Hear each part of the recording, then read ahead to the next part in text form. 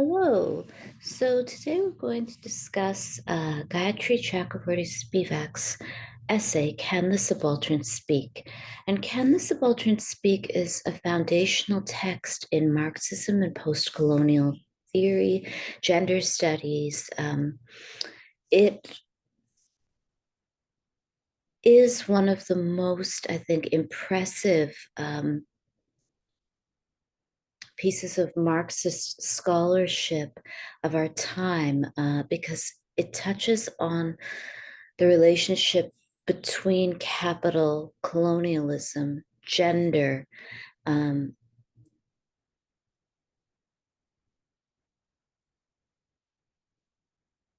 and one's capacity to be audible and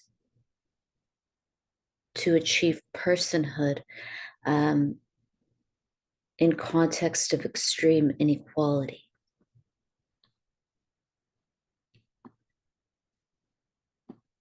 So there are many interpretations, and mine is just one. And I will discuss other scholars' interpretations of Spivak's work as well. And I will also make reference to the actual text.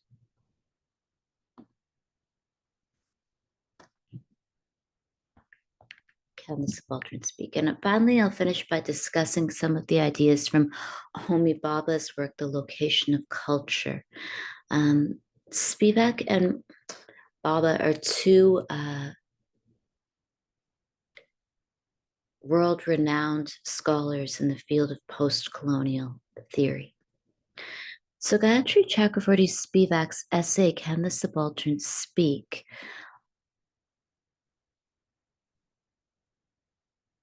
Offers an analysis of colonialism that affirms the relevance of Marxism. And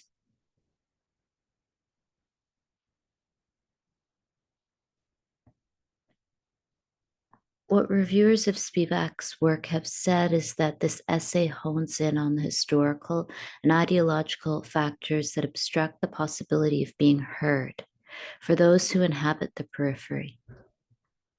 It is a probing interrogation of what it means to have political subjectivity, to be able to access the state, and to suffer the burden of difference in a capitalist system that promises equality, yet withholds it at every turn.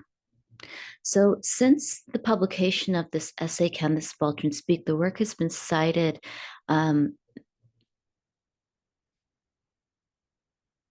in many ways. And Gayatri Spivak has discussed the essay throughout the world.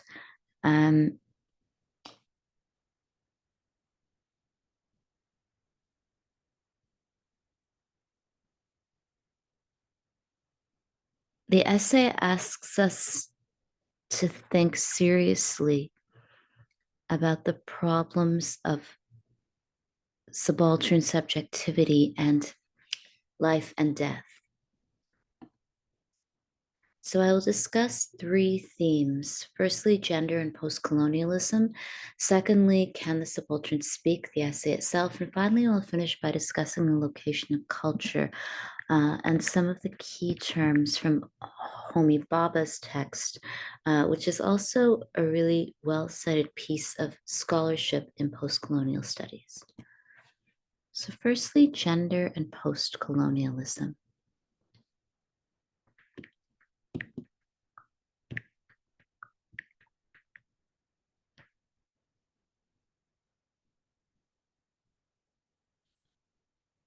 So post-colonial and feminist theorists often argue that women are oppressed by both patriarchy and the colonial power that structures patriarchy, even after formerly colonized countries achieve independence.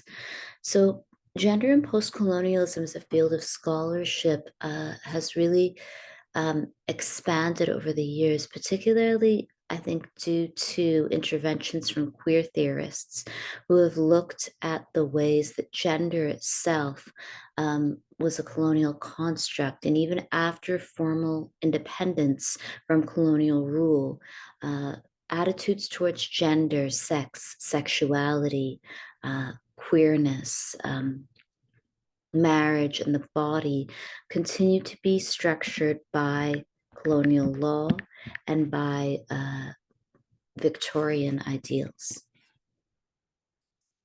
So this is a clip of Gayatri Spivak. Are you having? And far from being just a theoretical exercise, I think that post-colonial feminist and queer theory allow us to think about really practical political problems, such as the refusal to legalize queer marriage in the global South, or the sanctioning of marital rape in countries like India. Now, far from being a product of localized religious tradition or culture, colonial law has really shaped the ways that one understands marriage, sex, gender, child rearing, and the family. So this is a clip of Gayatri Spivak. For me, the title has been Being, Living, Knowing. I just mentioned this because I will go from one to the other. It doesn't matter that much, but nonetheless, that's how it is. And in fact, I am deeply grateful to Professor Manisha Pandey for having invited me to offer the concluding lecture, which is indeed an honor, and for having been there for me throughout what was, for me, a difficult time. I had COVID, recovered, and slowly worked myself into a life that got extremely complicated, and she was right there. I am honored, of course, that the Vice Chancellor, Professor Najma Akhtar, agreed to chair the occasion, and I'm certainly aware of her work in education, and this puts us together because in whatever way, I can't say well or ill, my life more or less has been devoted to the idea and practice of education. Happy 100th birthday, Jamia Millia Islamia. Sorry, I'll play the rest of the clip in a second. Many of you have an interest in the global South and formerly colonized countries, and many of you are from countries outside of what would be referred to as the global North, and you might be interested in looking at the work of Gayatri Spivak and specifically the kind of work she has done to promote education in India. Our treasured place. I'm very aware of the grandeur of the university, and also I have been at Jamia in person a number of times. I want to come back there as soon as possible. I am, in fact, particularly delighted to be invited to speak at the Department of Sociology. English was my home from 1957 to 1962. I had wanted to be a physicist, but thank God I failed the mathematics exam for entering Presidency College. And in those times, it was Presidency College or nothing. And so I said to myself, I came first at the university in English without really trying. They can't not get me in. So this was the dubious reason for my moving into English. But soon I realized that I'd done the right thing. So it was my home from 1957 to 1962. In 1962, and I will tell you the story, I stepped into comparative literature, English, French, and German. In 2007, I received the undeserving honor of a responsibility for the humanities as a whole. This, for me, has come to mean the humanities beyond the discipline. The discipline of the humanities tightens humanities into a package. That's not where it should be. Given this history, any recognition from the social sciences seems an unexpected prize. So thank you very much indeed. In October 2018, I was invited by the Center for Social Studies at the University of Coimbra in Portugal, the oldest university in Europe, to give the inaugural lesson for the first batch of PhDs. Again, I was charmed that they had thought to ask a teacher of the humanities for this important occasion, speaking about the fact that Professor Najma Akhtar is the first gender female vice chancellor.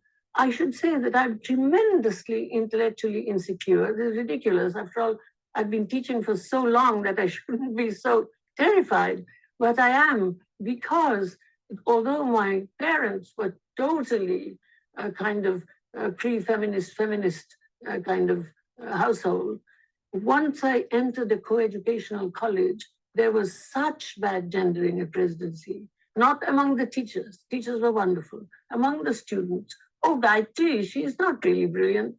The teachers like her because she's good looking. I used to be. And they would say the really brilliant person is Surajit Sen.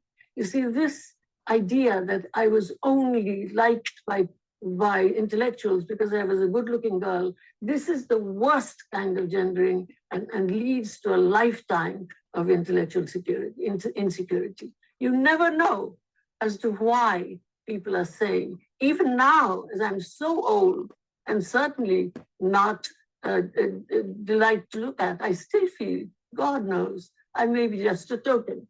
But at any rate, I was charmed that they had thought, because of my intellectual insecurity, to ask a teacher of the humanities for this important occasion. My title for them was Study, Know, Learn, Hear, Listen, Do, ?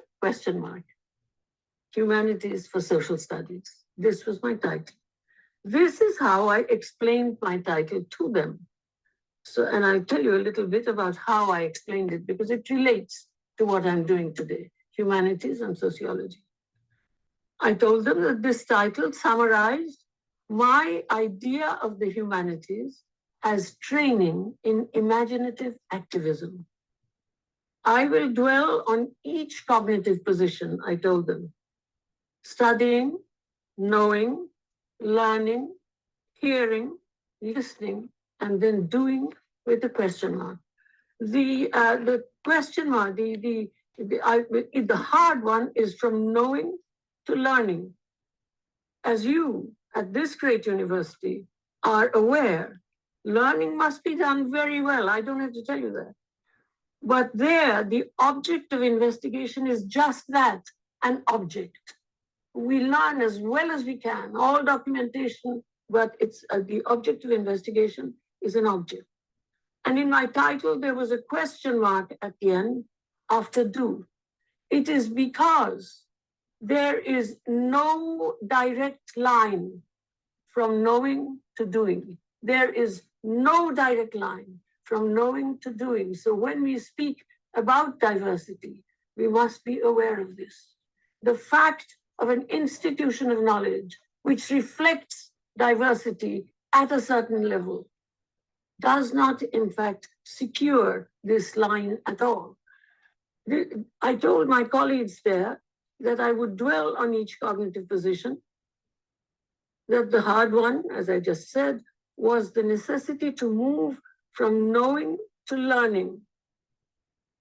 And as I said, in knowing, the object of investigation is an object. To move to the next stage, from knowing to learning, the object of investigation must itself become something like a subject. Manisha mentioned this. The object, and I'm very glad that you actually picked up on this basic thing that I have been trying myself and not succeeding. It's hard. It's hard, but you still resist as much as you can, simply the idea of knowing well. And that's what is encouraged these days with the way education is going. Speed and efficiency are encouraged. And therefore, the idea of this move, if we in the humanities don't come forward to offer this, there is no hope for social justice. At any rate, so therefore, the object of investigation must itself become something like a subject, and only that can lead to a change in practice. It's a scary moment when this happens. What do I do? Our formulaic description of the effort to make this change is a prayer to be haunted by what I'm learning, because I can't do it myself. It is like in Bengali, we say, bhar karo, amar upar bhar karo, haunt me. And this is a prayer, a position of mine that I'm describing this in a secular way. It's not like knowing at all, because being haunted is unanticipatable. It happened because you're working hard. And this is something that philosophers all over the world first philosophers have acknowledged. You folks have spoken about phenomenology in your Lebenswelt, life work. But in fact, think about Aristotle when he talks about the fact that we can only go through mimesis very, very carefully. And by chance, perhaps it will become poiesis. This thing, to be haunted, is unanticipatable and it's not periodic. You can't make it happen. You can only try. So I'll post the slides online and you can watch the entirety of the talk. In the interest of time, I'll only play that much. I think the relationship between knowing and doing is something that is central to Spivak's work. And we've discussed the concept of epistemic violence and the ways that who knows and who has the capacity to produce knowledge is a very political question. And making it impossible for one to be taken seriously as someone who knows something is, I think, central to maintaining hierarchy. And it's central to also racism. If the only people who can know what racism is must speak in the Queen's English and have a considerable amount of financial capital and a whole series of degrees from elite institutions, then obviously there is a relationship between knowing what racism is in theory and doing nothing to promote the interests of the poorest people, who are not those who can claim to know what racism is. So language has been really central to the ways that legal claims and claims of discrimination are made and also discounted.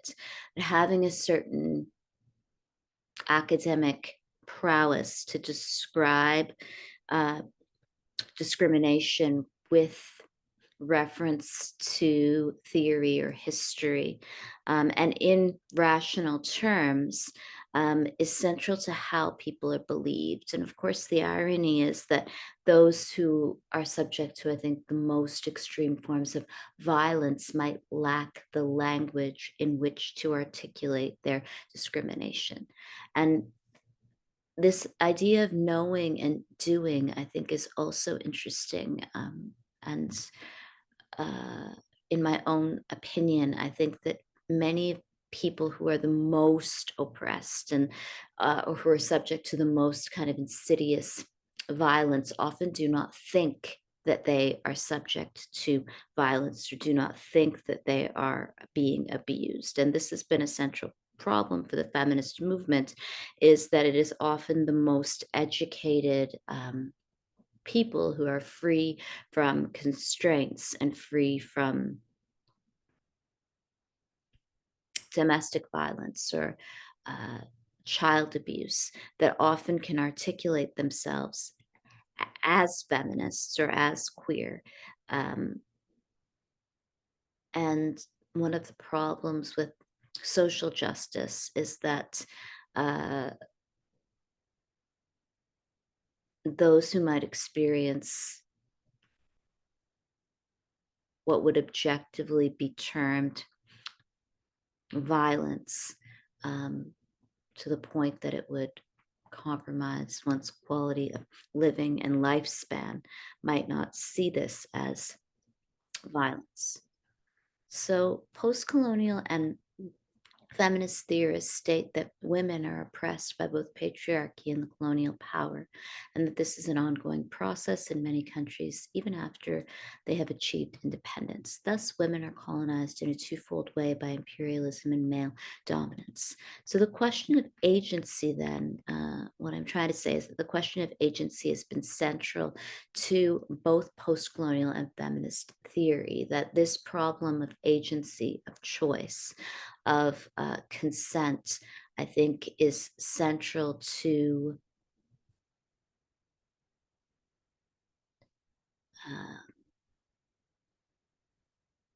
questions of injustice. If one consents to being abused, or if one consents to being in relationships of economic injustice, then is this consent? And then obviously the question is, what else would one consent to if they did not consent to certain relationships? And it takes us back to Marx, Karl Marx, who we began by reading Marx's theory that if people do not consent to being exploited in the labor force, then what can they consent to? So Chandra Mohanty's work, Chandra Talpad Mohanty's work, is also a well-cited essay in post-colonial studies and gender studies in the field of the humanities. And the essay, Under Western Eyes, argues that the third world woman is treated as a singular monolithic subject, and that this third world woman is an appropriation within a codified scholarship created by certain Western feminists. So Mohanty was interested in the ways that this character, the third world woman, appears in all of these different texts, and often within a binary relationship between the European or Western woman or person, who is seen to have things that the third world woman does not. And this kind of monolithic figure is used to support narratives of Western superiority. But it is also obviously used to mask class differentials within the global South.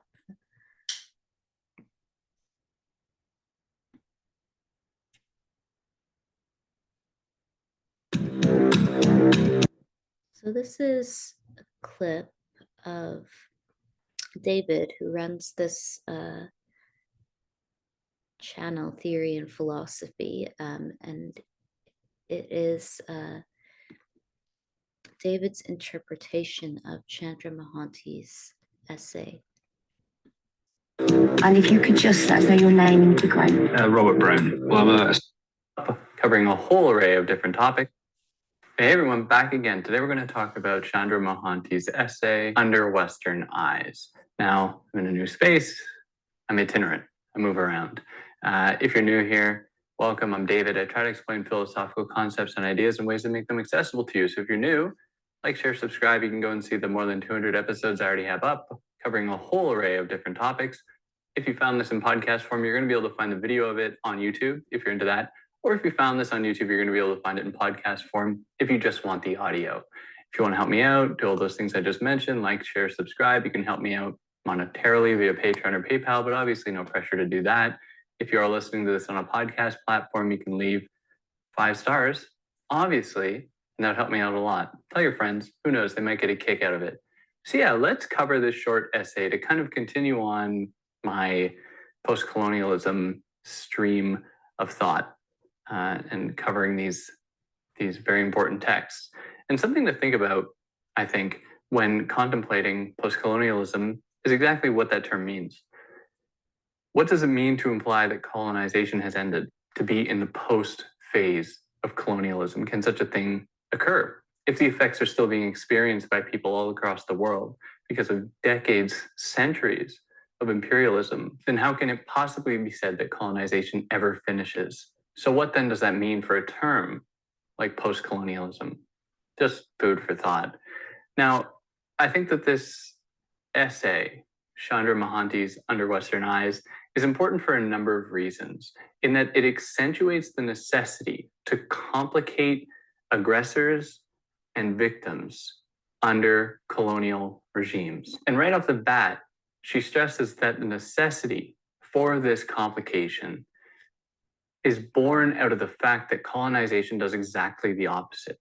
Colonization performs, among other things, it performs one action really well, and that is to reduce colonized bodies, colonized people, to a homogeneous single group that can be easily controlled, maintained, managed, placed under colonial rule. So she, in this essay, is trying to think through that and to imagine a possibility of combating colonialism without simply replicating the same homogenizing trends that colonization and colonialism use so fruitfully. Now, her specific interest for this short essay is the idea, the notion, the image of the third world woman as a homogenous category from the perspective of Western feminists, so that she herself does not commit the same kind of homogenization as she is trying to criticize. She does not suggest that there is a homogenous, monolithic Western feminism that is participating in this homogenization of third world women.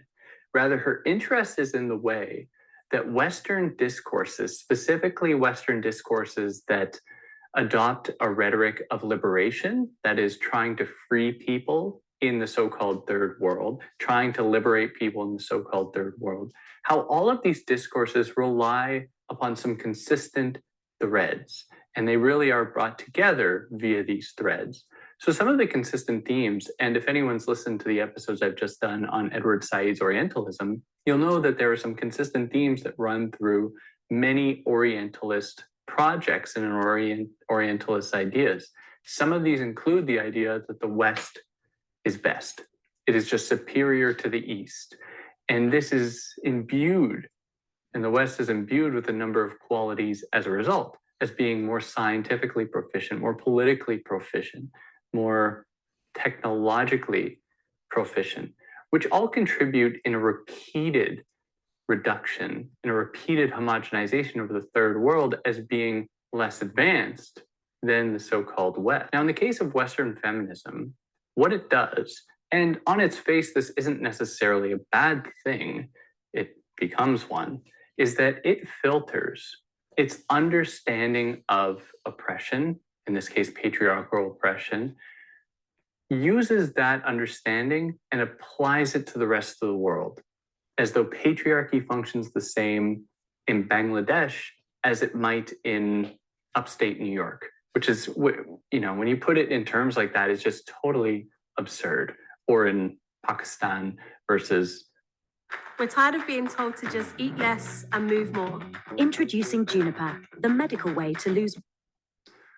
Los Angeles, you know, just two, you know, in themselves, just two very broad, different regions. But more importantly than the naive assumption that their understanding of patriarchy and of gender-based oppression can just be applied anywhere else, on top of that, all of their rhetoric of trying to free or to liberate the third world woman ignores the fact that the West, specifically Europe, has participated and has conducted so many colonial expeditions and regimes, massive swaths of land placed under colonial rule, under European colonial rule. So by ignoring this fact, Western feminist discourse, instead of actually helping women in these places contribute to a similar act of reducing these women and speaking for them instead of letting them speak and listening to them and their specific needs. So Western feminists ignore the real lived experiences of regional women all across the world. And I think that this certainly could be applied to women's experience even within the United States. Differently situated women are going to have vastly different experiences of oppression, especially when you're going to consider their socioeconomic status, sexual orientation, their own gender identity, or any kind of womanhood that exists along a spectrum or outside of that spectrum. You're going to have vastly different experiences of oppression. Now, she extends this to men as well, to say that men is not in itself, in her words, a coherent group that can just be identified as the perpetrators of patriarchal oppression. She suggests that certainly we can't ignore the fact that men are 95% of the time the culprits of gender-based violence.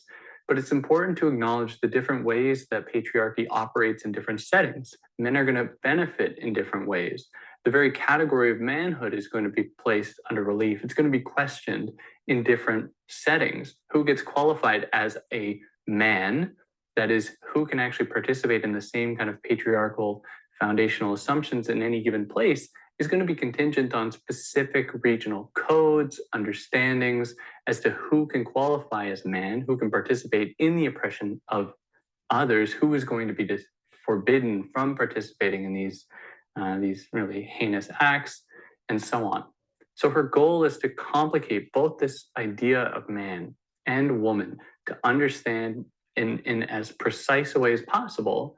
And this comes through by listening to people, listening to women in different places all across the world, to learn exactly what they need, what they are experiencing, and how to best remedy any oppression that they are experiencing, and how to bring men into the fold so that they don't contribute, they don't repeat the same cycles of violence. Now, Western feminism isn't just violent in its erasure of the complexities of third world women.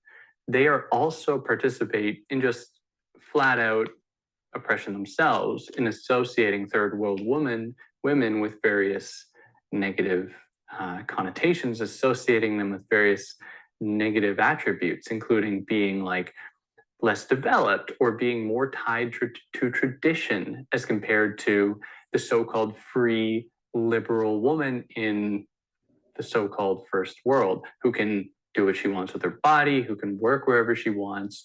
And they associate the third world woman as being bound by a number of believed to be archaic ways of existing in the world. So these stereotypical assumptions and beliefs about third world women then come to replace the actual lived embodied experiences of these women. And then all that happens is that Western feminists, any that try to help, will just try to have their vision of the third world, again in air quotes, the third world, confirmed.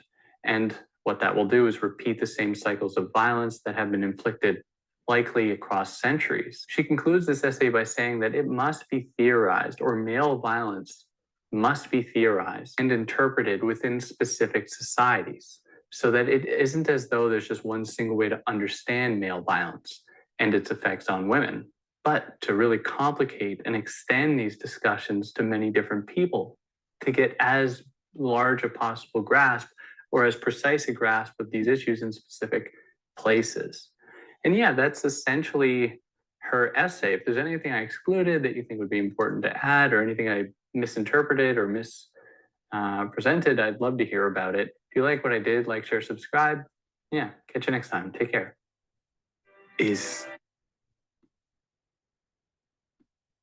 So, post-colonial feminist theory then did a great deal of work and continues to put forward many important criticisms of the kind of androcentrism and first worldism of political philosophy, of writing itself in the English language. And Spivak writes, some of the most radical criticism coming out of the West today is the result of an interested desire to conserve the subject of the West or the West as subject. In a previous lecture, I discussed epistemic violence, which is the violence of knowledge production, and the violence of a refusal to locate knowers outside of the West or outside of the most privileged classes of people. So post-colonial feminist and queer scholarship then looks for knowledge outside of these very privileged classes and groups of people, and specifically the kind of language that one uses to make truth claims is questioned, and the ways that knowledge is produced in relation to colonial binaries of those who collect data and do colonial research and those who are studied is also questioned. So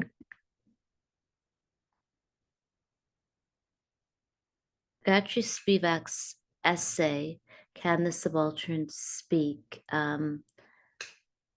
has been cited, as I mentioned, many times. And the essay discusses the international division of labor, and also the essay discusses the idea of authorship and personhood, of audibility and consciousness. So in the essay, Spivak is critical of the ways that objectivity or neutrality is used as an idea to mask the interests of the ruling class. And in this instance, Spivak discusses the West and the ways that the position of the West or of Europe or of the global North masks itself as a very specific position. Although the history of Europe as subject is narrativized by the law, political economy, and ideology of the West, this concealed subject pretends it has no geopolitical determinations. The much publicized critique of the sovereign subject thus actually inaugurates a subject. So this kind of erasure of positionality as being something that is very specific rather than universal perhaps still explains why using the term white man or white woman is still somehow shocking to people, or it's upsetting, or it seemed to be some kind of violent gesture to say that someone is a white woman or white man. However, it is not seen to be problematic to name others. So Gayatri Spivak, as a South Asian feminist scholar or Marxist Bengali scholar, can be named as such, but to say that someone is a white man or white woman and occupies that position as a position of power still upsets people. And in many very practical cases where people of color, specifically young working class people of color, experience discrimination because of white women and white men, the use of these terms in a court of law or in schools often causes their harm to be seen to be threatening.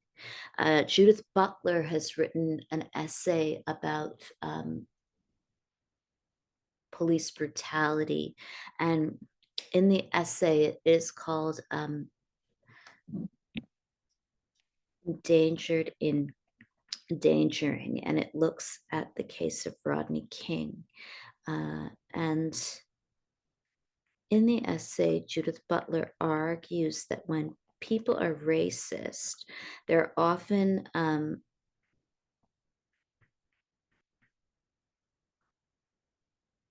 incapable of understanding that certain people are being threatened and other people are doing the threatening. So even calling someone a white woman or a white man in ways that point out privilege is actually seen to be threatening. And this obviously doesn't make sense if you look at who has the most financial capital in society and who is the most protected person. So in the essay, Endangering, Schematic Racism and White Paranoia, Judith Butler argues that no matter how much evidence, including videos, people could see of 6 police officers beating Rodney King, he was seen to be threatening to the police and threatening to American society. And this is something that one has seen over and over again. When an entire Black family is harassed by a white woman who threatens children, and then they try to complain on the internet, the person who is often given a great deal of sympathy from the kind of educated liberal world, including the academic elite, is the white woman. And so this kind of paranoia and schematic racism means that we're never able to perceive certain people as being under threat. And so refusing to see that this person from the West or the European subject who has benefited historically from colonial rule is a privileged subject also allows one to ignore vast discrepancies in economic privilege between white Western people in the global North and everyone else in the world. So George Yancey and Judith Butler wrote an essay about this term, all lives matter, that appeared after the Black Lives Matter movement began. And what Yancey and Butler argue is that anti-Black racism presents whiteness as the normal mode of humanness. And this kind of normal mode of humanness, I think, is what makes it impossible for people to have empathy for others. It's also gendered in nature. So the kind of real anxiety that is generated from the term white woman is perhaps because of this normal mode of humanness and the desire for all of us to be part of this kind of cisgender heterosexual human family with an archetypal middle class mother.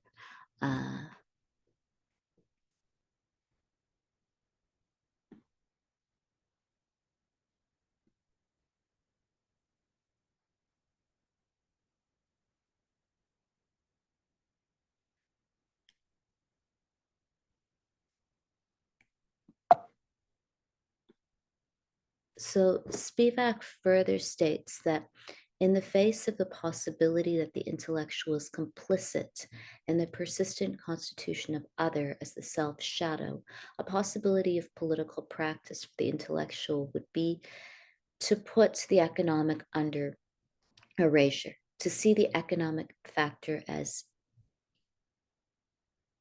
irreducible, as it reinscribes the social text, even as it is erased, however imperfectly, when it claims to be the final determinant of the transcendental signified. So this kind of relationship between the economic factor and the social text, I think, is interesting to think of in Spivak's work. My own concerns with post-colonial theory have been the ways that this kind of constant discussion of the global South is often used to mask North American racism against people of color who are often not the most privileged elite of South Asia. And my own concerns then extend to thinking about the relationship between the caste system and the intellectual elites of the global South and white people in North America who make a lot of money in the school system. So, Sojourner Truth, speaking in 1867, highlighted the denial of Black women as knowers via asymmetries in cognitive authority and via men's habitually constrained imaginations. Gayatri Chakravorty Spivak, writing within a post-colonial context, identifies what she calls epistemic violence and claims to know the interests of subaltern persons that preclude the subaltern from formulating knowledge claims concerning their interests and speaking for themselves. These examples are part of a broader history of epistemic resistance through identifying and calling attention to ways in which knowers have been wronged in their capacity as knowers. So the point is obviously that one can dispute other people's claims to knowledge, and this is why we have free speech. And one can also dispute one's legal claims of rightness. And the law, I think, is central in making a whole set of claims regarding what one knows and what knowledge one has about, say, one's exploitation or labor position or rights. And Gayatri Spivak then is interested in this idea of how one claims to know and how we produce knowledge. So the problem is that if we produce knowledge about, say, race and racism using a certain language of, say, privilege, we're privileged in this way, we're not privileged in another way, then what limits does this kind of discourse create in one's mind and one's capacity to articulate oppression? And what constitutes privilege? And if we return to Marx, we can think about labor exploitation and very basic forms of oppression like access to housing, food security, job security. We can think about the ways that certain forms of labor are alienating. And so the very terms in which one has to articulate privilege or oppression, and the very terms that one has to articulate race and contemporary racism are perhaps part of a certain epistemology, a certain way of knowing.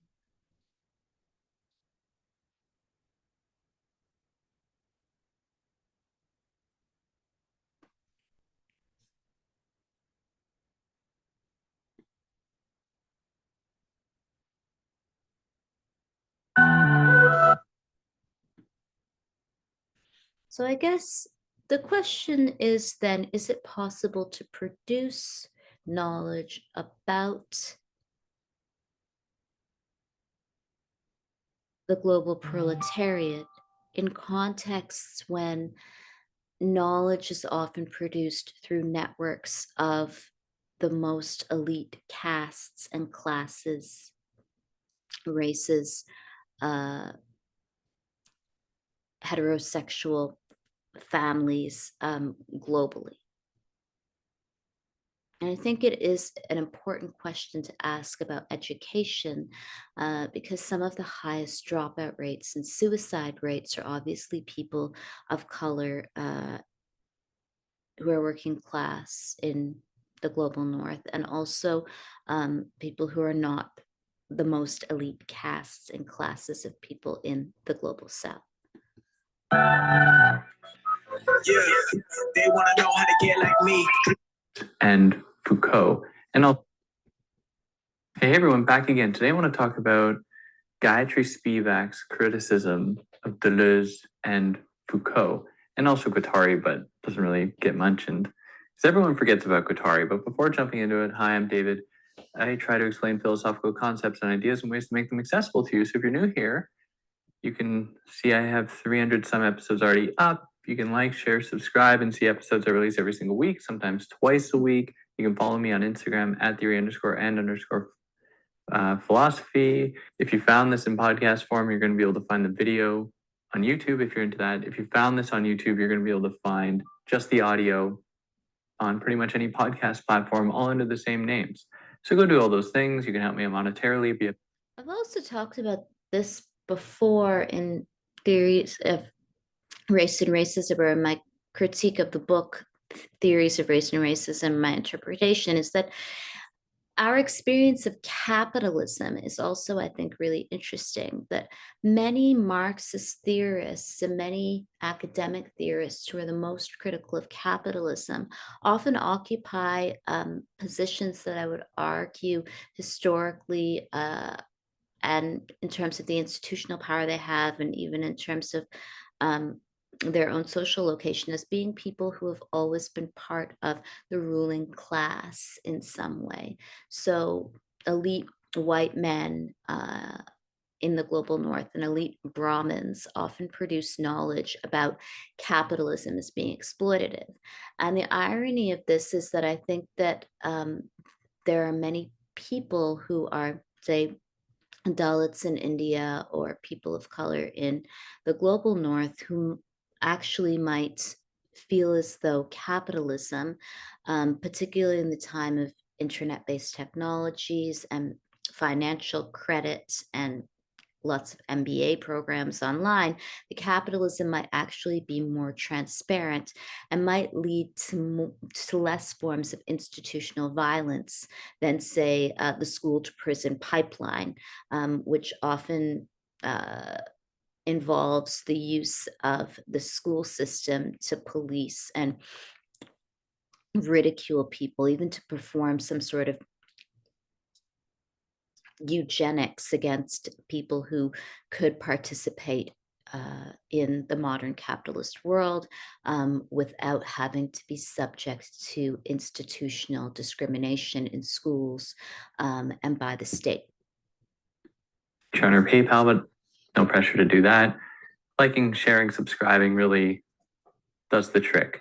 Now, this is an interesting thing I looked into. Now, I've covered Spivak's Can the Subaltern Speak in its entirety on this channel as well, and you can go find the episode I did on that. And in that episode, I recounted how Spivak criticizes Foucault and Deleuze. And I approached that with my understanding of Foucault and Deleuze from their own works, which I've covered a number of their texts on this channel that you can go and see if you'd like. But I hadn't realized that she's actually really drawing from a single interview. She does draw upon their other works as well, but really there's a central interview or conversation between Foucault and Deleuze that she's picking from, which presents some problems as far as her approach goes. And I'm not going to get into the weeds of it, but to put it really simply, it doesn't fully account for the entire breadth of their projects and really the nuance that they lend to their projects within all of their other works. In any case, I didn't know this conversation existed. So in a few weeks, I'm actually going to cover that conversation between Foucault and Deleuze in another episode, and that's going to usher in the series I'm doing on Foucault's lectures at the Collège de France. So you can look forward to that. So you should subscribe, and then you can see it when it comes out. Now, as far as the criticism goes, Spivak is concerned with the way in which Foucault and Deleuze uncritically use the discourse of heterogeneity, of subjectivity, to understand the way the power operates. Now, they do this differently in their works, and I could go through each one of them and explain how they're different, but that would take a while. Instead, how they are the same and what Spivak is picking up on is that subjectivity is something that is largely constructed in the eye of power in order to render people more productive, more efficient, more operational within a specific social, cultural, economic paradigm.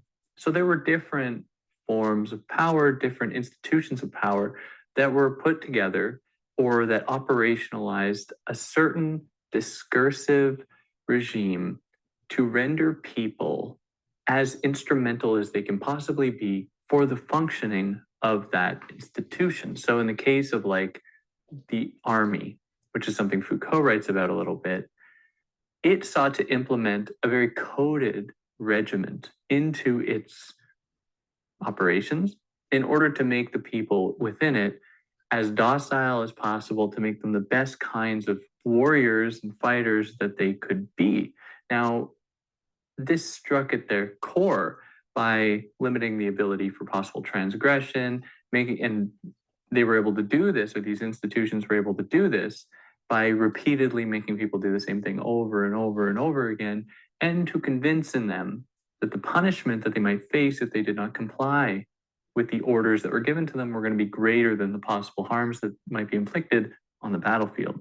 So all of this worked to create this kind of subjectivity, these kinds of subjects that were going to be ripe for control, for docility, so that they can be best used.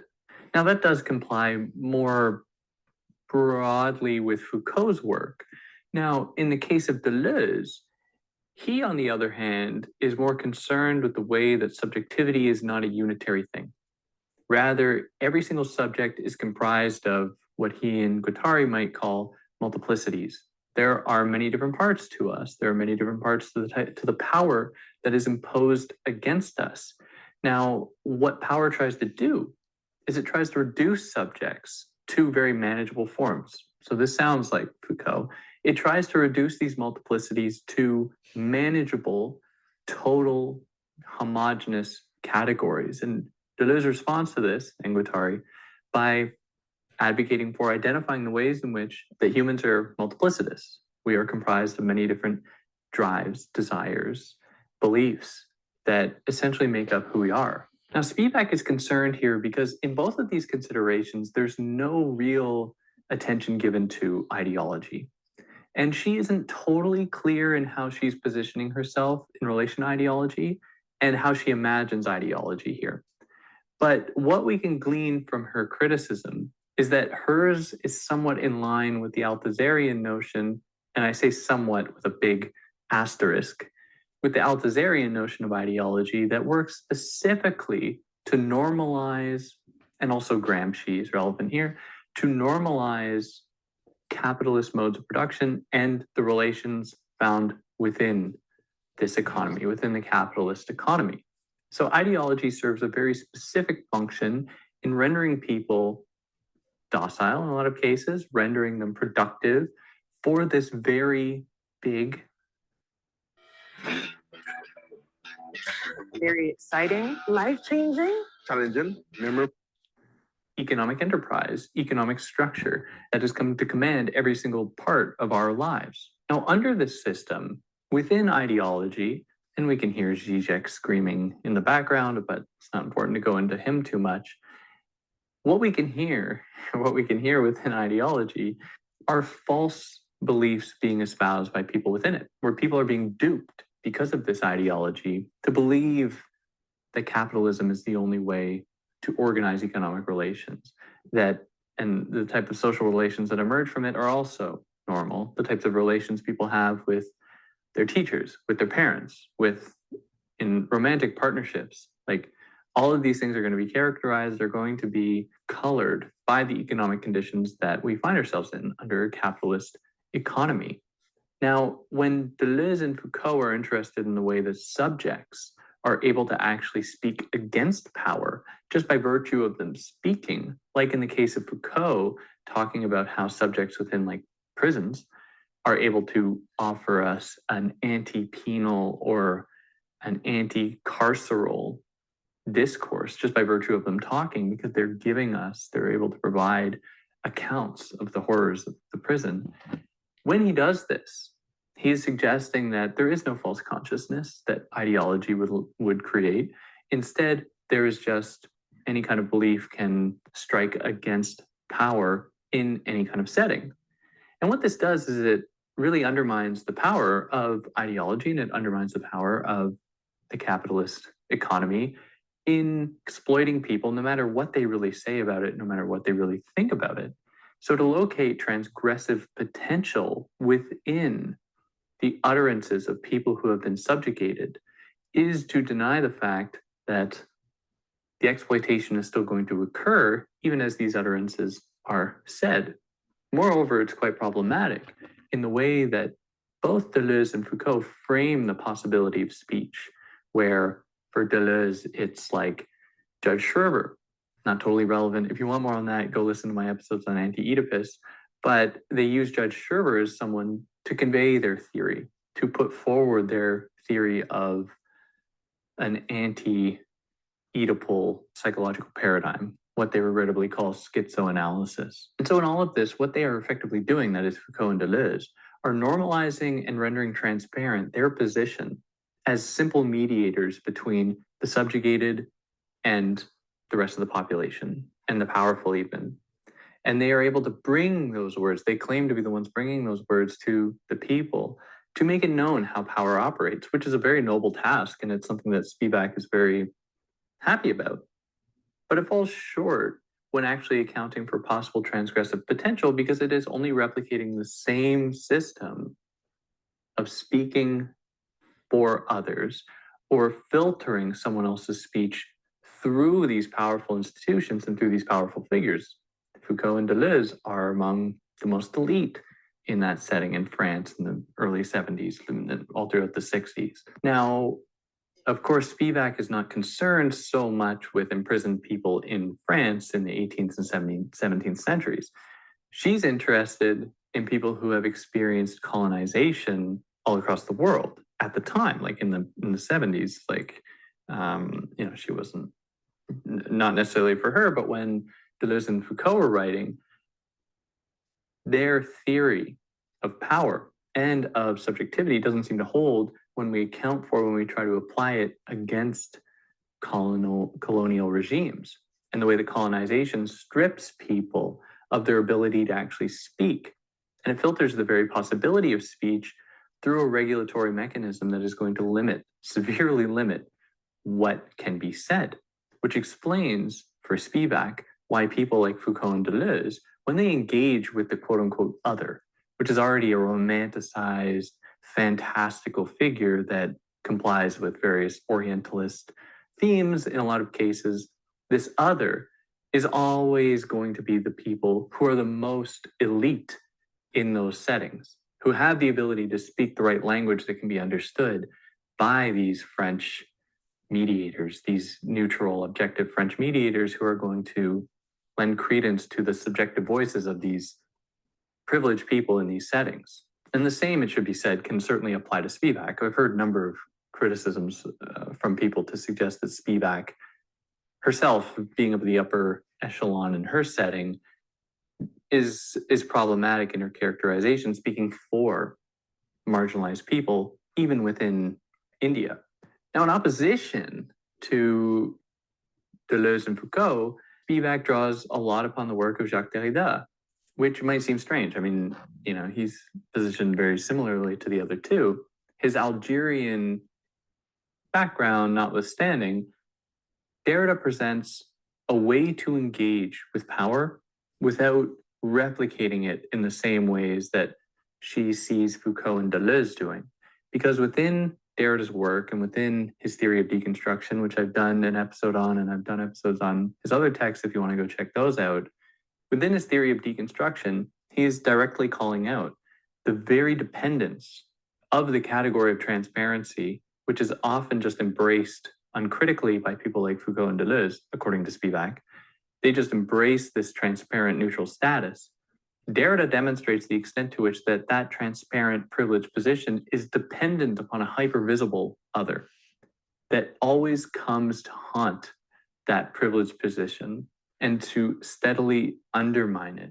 But in order for that to do so, for Spivak demands an engagement with these settings, like not as just a site of compliance with basic French norms or values or understanding as far as intellectual pursuits can go.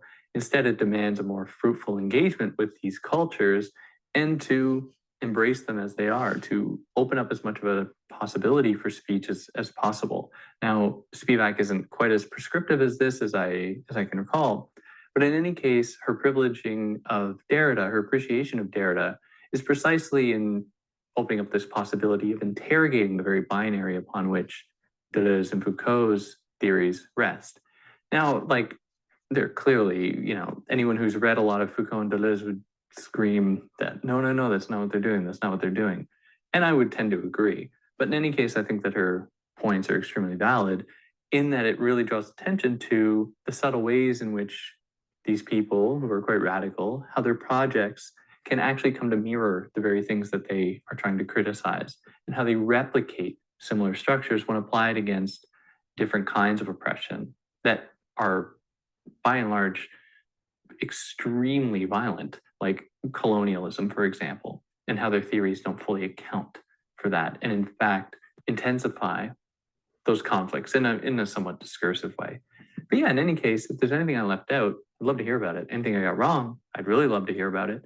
And yeah, stay tuned. In a few weeks, I'm going to cover that conversation between Foucault and Deleuze in a lot more detail.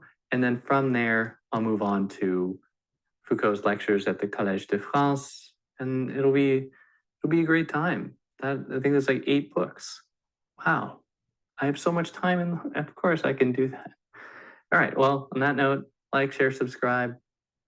So that's a clip of David, who runs this blog, Theory and Philosophy, online, and it's a channel of him discussing various books and ideas. So epistemic violence is a term that we've also discussed in previous lectures.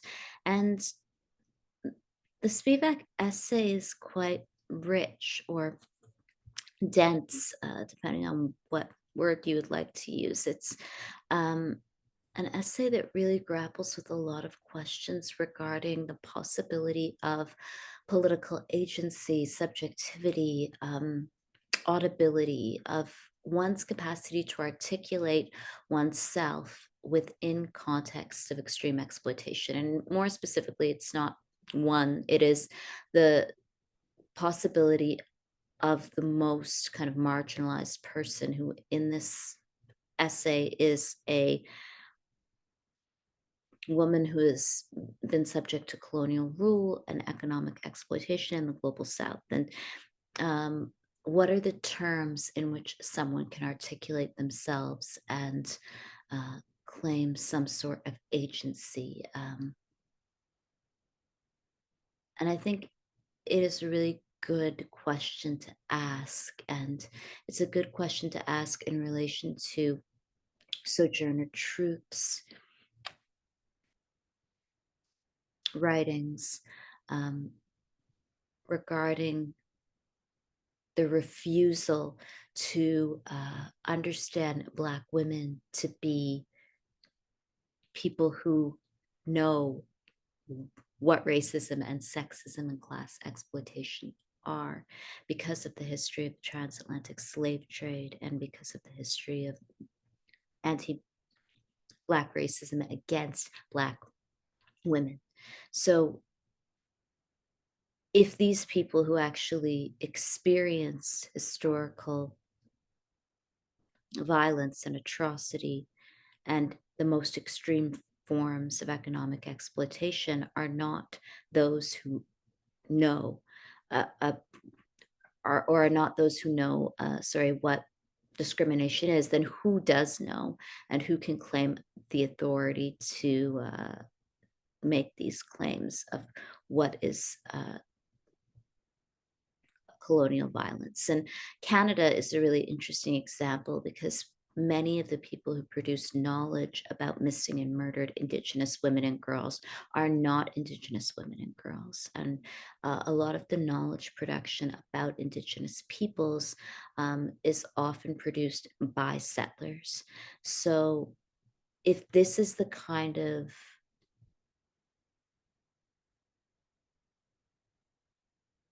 knowledge that is produced, if the terms are always kind of set by colonial institutions like the school or the settler state, then is it possible to ever trust the voice of those who actually are the most marginalized and who don't speak in this kind of Queen's English grammar about oppression? I think it's a question that one will always come back to when we think about race and racism. And it's a question that I think really irritates people who understand that white liberals who are very privileged often can command a certain language regarding colonialism and racism and feminism from their extensive schooling or reading, and can look quite good doing it. And whenever there are instances where people of color and indigenous people who don't have as much education try to kind of name oppression, I think it makes people very anxious because the knowledge is not produced in a certain branded fashion that is quite saleable. So the knowledge produced about, say, colonialism and racism can often be quite saleable when it is presented in this kind of way that promotes the interest of the white cisgender heterosexual middle class intelligentsia. It's kind of a gentrified sort of knowledge where it's kind of what Slavoj Žižek, the term that Slavoj Žižek uses, or this kind of joke that he always makes, is fat-free chocolate or cigarettes without nicotine or alcohol-free beer. And so you have anti-racism without people of color, or you have post-colonialism without the indigenous. And so this is the kind of danger in this sort of brand image. At the same time, one would also argue that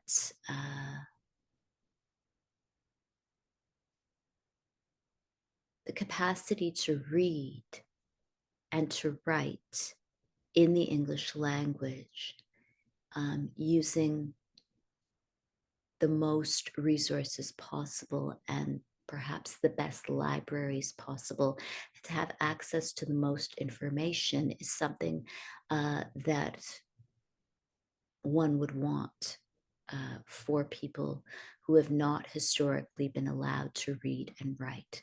And so if we were to think about who was not allowed historically to even read and write, those who were enslaved were not allowed to read and write. And Black women historically have often not been encouraged to read and write because of slavery and even because of patriarchy. And this is also true of women in the global South. So these arguments regarding knowledge production and literacy and the production of knowledge, I think, are complex. Homi Bhabha's work, about nation and narration and the location of culture, is also a really well-cited text in post-colonial theory. And Bhabha offers a really interesting discussion regarding hybridity and the idea of mimicry among the colonized.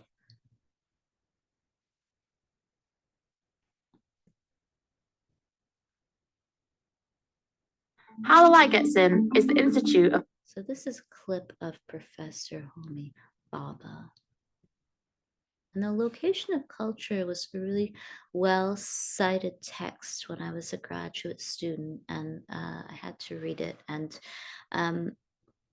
Bhabha moves away from these ideas of binaries, and it's something that a lot of post-colonial scholars and critical race scholars constantly try to do, hence the kind of air quotes around race while also being cognizant of the existence of racism. And so many kind of critical theorists try to move away from the idea of essentialism. Judith Butler's work regarding gender asks us to question the workings of gender, while Judith Butler obviously would understand that rape as a crime often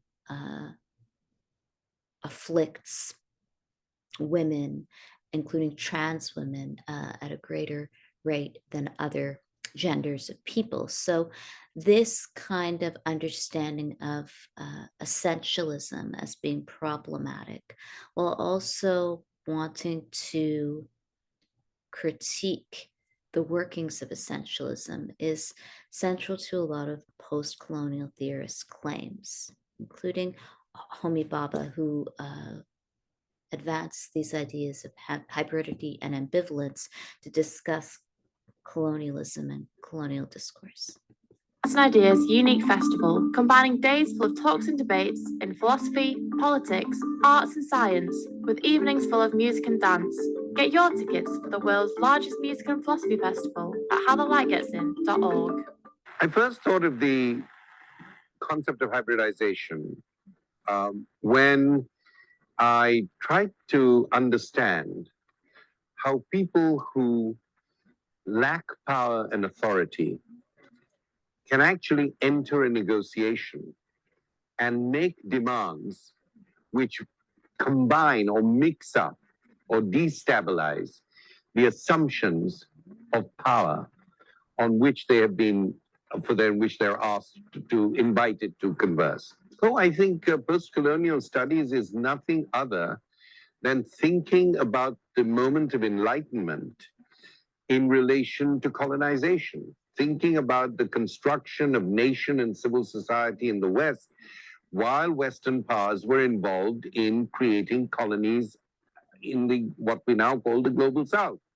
Of course, that's not what it was called in those days. So post-colonial studies is about the connections between things that we have often not put together, to say that the Enlightenment also had its origins in empire, that Bentham's notion of the panopticon was first tried out in India, that John Stuart Mill, whose word on liberty is accepted everywhere in the world, says that I am a Democrat in my own country, a proponent of liberalism, and a despot in somebody else's country, as a member of a colonial power, as the subject of a colonial power. So John Stuart Mill's paradox, I am a Democrat in my country and a despot in somebody else's country, gives you in brief the whole story about post-colonial studies. How do we think about democracy and despotism coexisting in different parts of the world, but at the same time? And what are the lessons we learn from there? So, if we were to think about this idea in relation to race in this time period, one can think of the ways that these cases of anti-Black racism that have been present in the media, the killing of Trayvon Martin, of George Floyd, Freddie Gray, all of these cases involve this kind of paradox of people who were considered to obviously be persons, to be parents, to be children, to be community members in one context, and then were considered to be so lacking in rights that they were killed by the state. And of course, this issue is one that bedevils all of modernity. Slavery, after all, was considered to be an economically advanced modern concept of dealing with questions of trade and production. Empire, nobody said imperialism or empire was unjust. Initially, the justification for it was that it would modernize and Christianize many countries that were actually being ruled upon by Oriental despots. So really, post-colonial studies is about the paradoxes of modernity. So then the question is, would the opposite be true? So if, say, Trayvon Martin was somebody's son, and then in another context was a despot who could be killed by the authority of a white settler state, could somebody be a great white person or great white woman or man or a great Brahmin woman or man in one context, and could they be subject to violence in another? And I think the answer is no in many cases, unless the violence is obviously a form of vigilantism. And this is the way that power operates. And this is the way that I think that race operates, that there is no kind of context in which someone who does not have institutional authority and is not among the most privileged caste or class or race is really then subject to the will of the people, unless the will of the people is against the law. So the law really does uphold this kind of institutional authority. The problem is when we turn to crime, and why I think people commit crime is because of this kind of dual process that one would experience. So that if one is aware that they could be made a criminal at any time, because of racism, are they more likely to then engage in crime? So this capacity to be a kind of aristocrat who turns someone into what Giorgio Agamben would call a homosacker is, I think, what leads people to commit crimes such as gangs or organized crime activity, because it allows one to have the same capacity to do away with others that the state has. And the unfortunate truth is that I think that the more that the state is involved in this kind of active killing of persons, the more that there will be crime, and crime against those who are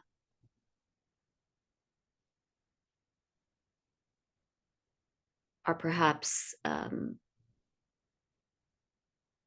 unaware of all of the racial antagonism that exists in someone's life through the entire course of their life as a person of color, and even more specifically as Black and Indigenous people in a settler state with extreme hierarchies of class and extreme forms of alienation against specifically poor people of color. The contradictions of the Enlightenment, which are very much with us here today. If you think about the invasion of many countries in the Middle East, Afghanistan, and so on, I don't intend putting them in a historical context, which you know, but many of these Middle Eastern interventions by Anglo-American and other powers and European powers was in the name of spreading democracy, of spreading civil society. So the old paradoxes of empire and the growth of the nation exist today in relation to interventions in countries based on the new notion of global progress. So do you have a problem with the idea of the word post-colonial as a general concept? Because I suppose as, you know, what we might say is historical observance, we have a very clear idea of what the colonies were and how they don't exist anymore. But do you find that actually looking back on those things can sometimes actually muddy thinking about the idea of colonialism today? Well, I have a problem with the term post-colonial when it is narrowly used for disciplinary curricular purposes.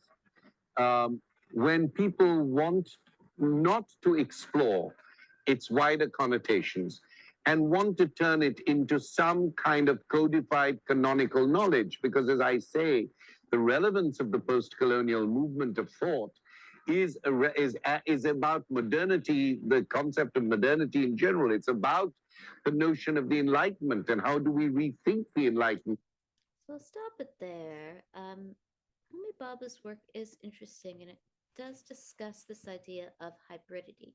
So Homi Bhabha develops this notion of hybridity from Mikhail Bakhtin, who uses it to discriminate text with a single voice from those with a double voice, such as novels whose narrator cites characters speaking in their own voice. These texts are hybridic.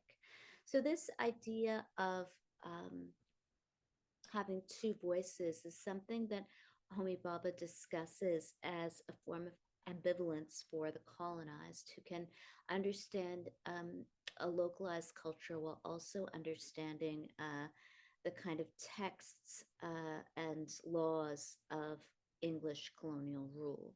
And this kind of ambivalence is at the heart of, I think, education, because on the one hand, people who live in formerly colonized countries often speak a localized language while also going to school in English. And this could also be true of many people who have a different grammar in which they would make sense of the world as opposed to Queen's English education.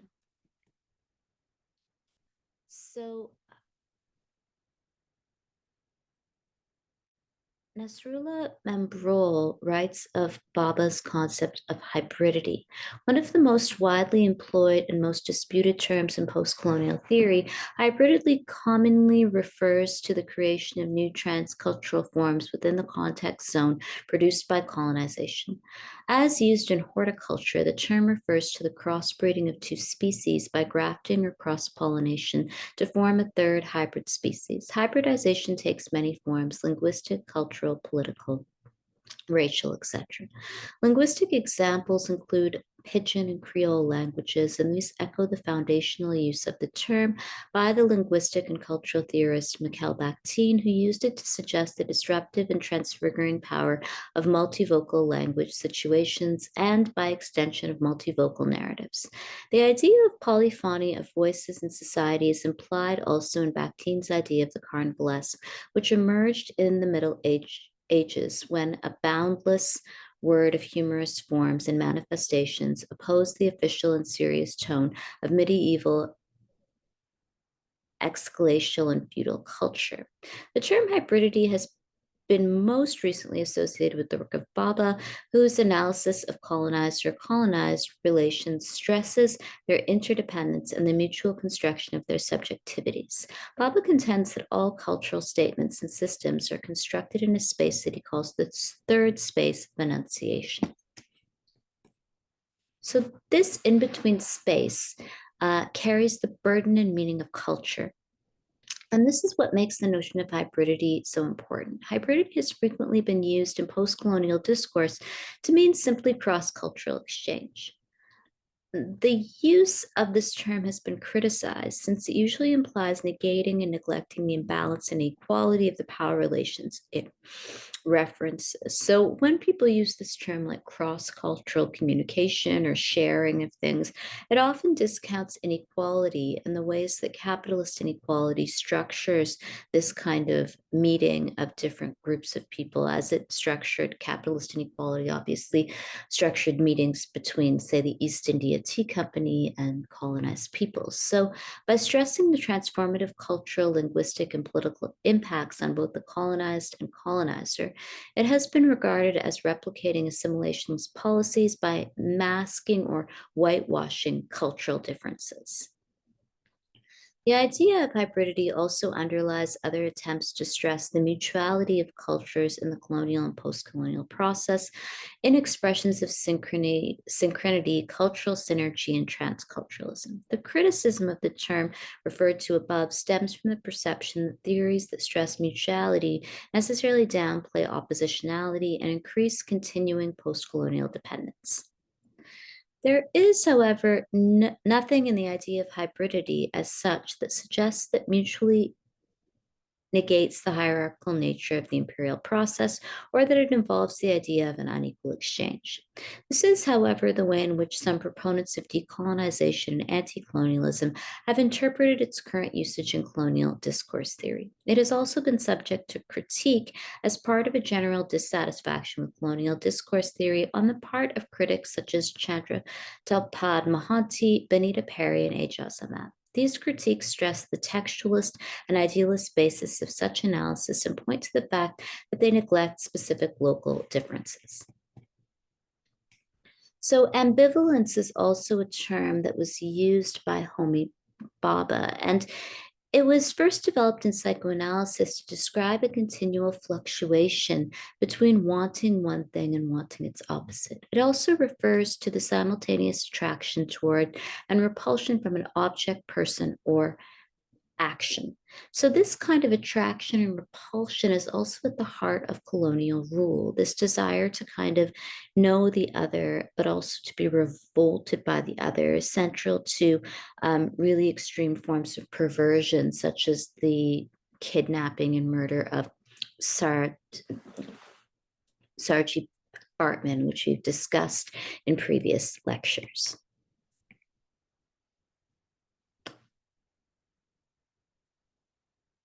So finally, I'll end by discussing the idea of creativity and epistemology. So throughout the rest of the class, for the last few weeks of class, I'll make reference to this book that I wrote about artists. And the book is about queer people of color, transgender, and feminist artists in Turtle Island. And many of the artists self-identify as Indigenous people or people of color. Some do not, but the book is really about the ways that artistic work can function as a form of epistemology. So in it, I cite Theodore Adorno, who remarks that every work of art is an uncommitted crime. The idea of art as an act of defiance is deeply important in uneventful times of the political. So this kind of dual process between, say, colonial intelligence in the English language and mass consumerism and kind of intellectual labor exploitation or technocratic labor exploitation is, I think,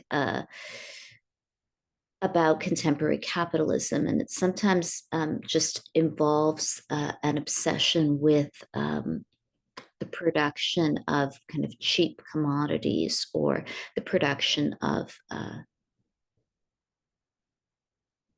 English language terms, all of which are somewhat banal. And so I try to discuss the ways that artists often create texts that allow for emotion. So in Violence, Six Sideways Reflections, Slavoj Žižek comments on the relationship between violence and language. Žižek rewrites Adorno's famous comment that after Auschwitz, no poetry is possible. Rather, he suggests that after Auschwitz, only poetry is possible. He asserts that violent events resist full linear representation in language. Truth of trauma evades factual, rational narratives. It is in the language of the seemingly irrational, the poetic, and the affective that trauma is often cathartically expressed. So the problem with the language of race and racism is that it's often emptied out of emotion. And sometimes the emotion of race is only articulated in really violent or even criminal actions. And this could be true of the rage of the white working class, some of whom become police. It could also be true of the kind of perversions of intellectual elites, and it could also be true of gangs. So I discuss the ways that art and the artistic is a way of emotionally reckoning with the trauma of race and racism, among other intending forms of oppression, and within the context of settler colonialism. So I'll talk about the book for the rest of the class and in reference to the core readings as well from the course. And I'll finish with this quote by Gayatri Chakravorty Spivak. So capital is in fact borderless, writes Spivak. That's the problem. On the other hand, capital has to keep borders alive in order for this kind of cross-border trade to happen. So therefore, the idea of borderlessness has a performative contradiction within it, which has to be kept alive. And throughout the rest of the class, I will also discuss citizenship and the postdoctoral research which I did, which caused me to move to London, England, was about citizenship. And I was part of a project called Citizenship After Orientalism at the Open University. And some of the most kind of interesting and, I guess, difficult political questions of our time, I think, have to do with the border and with citizenship, nationalism, personhood.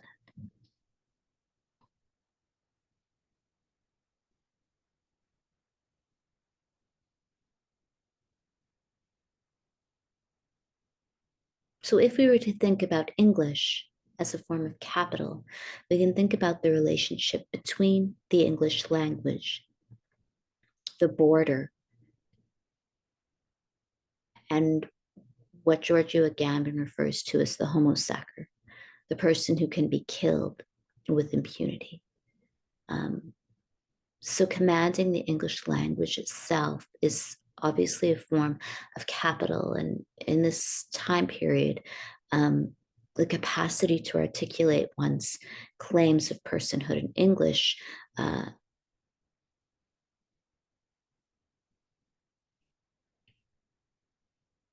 can be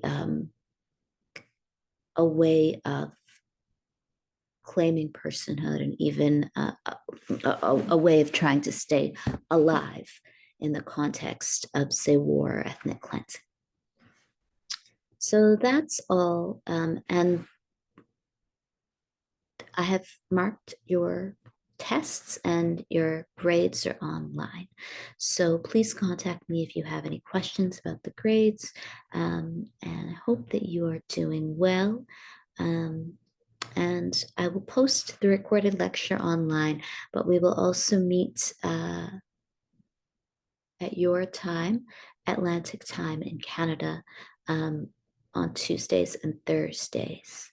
And it will be your time, 5:30 p.m. to 8:20 p.m. Thank you. Thank you. I hope you're all doing well where you are right now. And if you have any other questions, let me know. You can watch the recorded lectures as well if you can't attend every single class because of your work schedule or time differences. Thanks. Bye-bye.